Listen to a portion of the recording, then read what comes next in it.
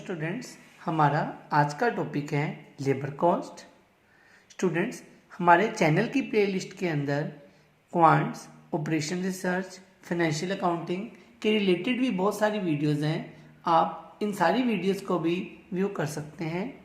आइए आगे जानते हैं what is the meaning of labour cost. Students, labour cost वो अमाउंट है जो हम वर्कर्स को पे करते हैं on daily basis, on weekly basis और मंथली बेसिस। और जो ये अमाउंट वर्कर्स को पे किया जाता है ये वेजेस की फॉर्म में भी हो सकता है, बोनस की फॉर्म में भी हो सकता है, इंसेंटिव्स की फॉर्म में भी हो सकता है, ओवर टाइम वेजेस की फॉर्म में भी हो सकता है। स्टूडेंट्स, लेबर कॉस्ट अकाउंटिंग में टोटल कॉस्ट का सेकंड सबसे इंपॉर्टेंट एलिमेंट है। The first most important element is material cost. जो सेकंड मोस्ट इंपॉर्टेंट एलिमेंट है वो हमारा लेबर कॉस्ट है। इसलिए स्टूडेंट्स, इसके ऊपर प्रॉपर कंट्रोल करने के लिए एक लेबर कंट्रोल सेटअप किया जाता है। ये डिपार्टमेंट का वर्क होता है लेबर से किस तरीके से काम लेना है, उन्हें किस तरीके से वेजेस पे करनी है, उनको किस तरीके से हॉलीडेज देनी है, उनसे हर काम ईजली वे से किस तरीके से कराना है विदाउट एनी डिस्टर्बेंस। वो बेटा सब काम लेबर कॉस्ट डिपार्टमेंट के ही होते हैं। आइए आगे जानते हैं लेबर कॉस्टिंग के चैप्टर के अंदर हमने कौन कौन से टॉपिक्स कवर करने हैं। स्टूडेंट्स, लेबर कॉस्टिंग चैप्टर के अंदर हम टॉपिक्स कवर करेंगे। One is statement of labour cost, second one is over time wages, the third one is method of labour turnover, the fourth one is method of ways payment and last one is incentive plans. आज की class के अंदर हम इसके पहले दो topics को समझ लेंगे, इसलिए आप वीडियो को लास्ट तक ज़रूर देखिएगा ताकि आपको ये दोनों टॉपिक्स अच्छे से पता लग जाएं। हमारा फर्स्ट टॉपिक इसके अंदर आने वाला है statement of labour cost. Students, जब भी कभी हमने स्टेटमेंट ऑफ लेबर कॉस्ट बनानी है तो उसके अंदर हम दो कॉलम्स रखते हैं। The one column is for total wages and second column is for per day और पर आवर। आपको जिस भी बेसिस पे कैलकुलेशन करने को बोला जाएगा आप उसके बेसिस पे इसकी कैलकुलेशन कर लोगे, whether it is per day और पर आवर। और स्टूडेंट्स, ये लेबर कॉस्ट के स्टेटमेंट के अंदर आपने एक स्टेटमेंट की फॉर्म में दिखाना है जिसके अंदर आपने वो सब कुछ ऐड ऑन कर देना है जो भी वर्कर रिसीव करेगा अपने एम्प्लॉयर से। आइए देखते हैं इसके अंदर कौन कौन सी आइटम्स आनी है।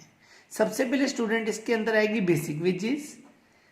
बेसिक वेजेस जो वर्कर को पे की जाती है डेली, मंथली या वीकली वेजेस पे। उसके अलावा इसमें अलाउंसेस आएंगे।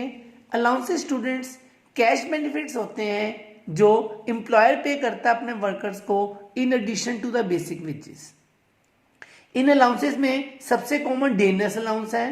डेनेस अलाउंस का स्टूडेंट मतलब होता है महंगाई भत्ता जो हर वर्कर को पे किया जाता है डीएनएस अलाउंस के फॉर्म में। इसके अलावा आपको मेडिकल अलाउंस, एंटरटेनमेंट अलाउंस, आपको किसी भी नाम से कोई भी अलाउंस दिया जाएगा वो हम हमेशा बेसिक वेजेस के अंदर ऐड ऑन कर देंगे। इसके बाद नेक्स्ट है एम्प्लॉयर ने जो भी कंट्रीब्यूशन किए हैं फंड्स में वो भी हम ऐड ऑन कर देंगे, जैसे प्रोविडेंट फंड, जैसे ग्रेच्युटी फंड।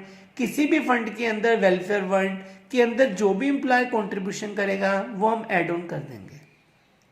इसके बाद नेक्स्ट, अगर एम्प्लॉयर ने एम्प्लॉयर स्टेट इंश्योरेंस के अंदर भी कंट्रीब्यूशन किया है तो वो भी हम ऐड ऑन कर देंगे। ध्यान रखना स्टूडेंट्स, यहाँ पे हमने सिर्फ एम्प्लॉयर के कंट्रीब्यूशन को ही ऐड ऑन करना है, एम्प्लॉय के कंट्रीब्यूशन को हमने नहीं लेना है। हमने सिर्फ एम्प्लॉयर का कंट्रीब्यूशन जो उसने पे किया है वो एक तरह से एमिनिटीज हैं वर्कर के लिए, इसलिए वो ऐड ऑन हो जाने हैं। इसके बाद वर्कर को हॉलीडेज के लिए भी वेजेस पे की जाती हैं तो उस केस में लीव वेजेस कोई होंगी तो वो भी सैलरी के अंदर ऐड ऑन हो जाएंगी, जो उसकी वेजेस है उसमें ऐड ऑन हो जाएंगी। इसके बाद नेक्स्ट है कोई उसे एमिनिटीज, पर्क्स, कोई बेनिफिट्स मिले हैं in addition to all these तो वो भी इसके अंदर स्टूडेंट्स ऐड कर देने हैं। एमिनिटीज के लिए मैं आपको एक एग्जांपल देता हूँ, जैसे बड़ी सारी फैक्ट्रीज के अंदर वर्कर्स के लिए उन्होंने छोटे छोटे क्वार्टर्स बनाए होते हैं, तो वो क्वार्टर के लिए जो प्राइजेज हैं, जो कंपनी का एक्सपेंस लग रहा है, दीज आर द एमिनिटीज, वो भी ऐड हो जाएंगे। या हर फैक्ट्री के अंदर कंटीन्स बनी होती हैं, वो कंटीन के एक्सपेंसेस जो लगते हैं वो भी हम ऐड ऑन कर देंगे पर वर्कर के बेसिस पे। जब आप सबको ऐड कर दोगे स्टूडेंट्स, तो आपके पास आ जाती है ग्रॉस वेजेस। और अगर आपको सम के अंदर कभी नेट वेजेस कैलकुलेट करने को बोला जाएगा, तो हम ग्रॉस वेजेस में से डिडक्शन माइनस करेंगे जो भी एम्प्लॉयर और एम्प्लॉय ने किसी भी फंड के अंदर कंट्रीब्यूशन किया है। एग्जांपल के लिए प्रोविडेंट फंड। ध्यान रखना, जब हमने ऊपर ऐड करना है वो एम्प्लॉयर का ही ऐड करना है जो उसने कॉन्ट्रीब्यूशंस किए हैं, पर जब हमने माइनस करना है तो वो हमने एम्प्लॉयर और एम्प्लॉय दोनों का माइनस करना है। ऐसे करके हम नेट वेजेस कैलकुलेट कर लेंगे। और अगर आपको सम में कभी भी पर डे वेजेस के निकालने के लिए या पर आवर वेजेस निकालने के लिए बोला जाएगा, तो आपने उस केस में नंबर ऑफ आवर से डिवाइड कर देना है, जिससे आपकी वेजेस पर डे या पर आवर्स निकल के आ जाएंगी। स्टूडेंट, ये हमारा फर्स्ट टॉपिक था, statement of labour cost. Students, हमारा इसकी डायरेक्शन में जो नेक्स्ट टॉपिक आता है वो हमारा आता है इसके अंदर ओवर टाइम वेजेस। हमारा नेक्स्ट टॉपिक जो इसके अंदर आता है स्टूडेंट्स, वो आता है हमारा over time wages. Over time wages का स्टूडेंट मतलब होता है वो वेजेस जो पे की जाती है नॉर्मल वेजेस से एक्स्ट्रा में। नॉर्मल वेजेस तो पे करनी है, जैसे वर्कर ने 8 आवर्स काम किया तो नॉर्मल वेजेस पे करनी है। लेकिन अगर कोई वर्कर 10 आवर्स के लिए काम करता है तो उसे 2 आवर्स के लिए एक्स्ट्रा वेजेस दी जाती हैं। वो जो एक्स्ट्रा वेजेस होती है स्टूडेंट्स, उसको हम ओवर टाइम वेजेस बोलते हैं। ओवर टाइम वेजेस को कैलकुलेट करने के लिए फार्मूला यूज होता है बेसिक वेजेस, जो 8 घंटे के लिए मिलनी थी हमारे एग्जाम्पल के हिसाब से, और जो 2 आवर्स एक्स्ट्रा काम किया उसके लिए उसको ओवर टाइम वेजेस भी मिल जाएंगी। स्टूडेंट्स, जब आप बेसिक वेजेस और ओवर टाइम वेजेस को ऐड कर दोगे तो आपके पास टोटल वेजेस कैलकुलेट होके आ जाएंगे।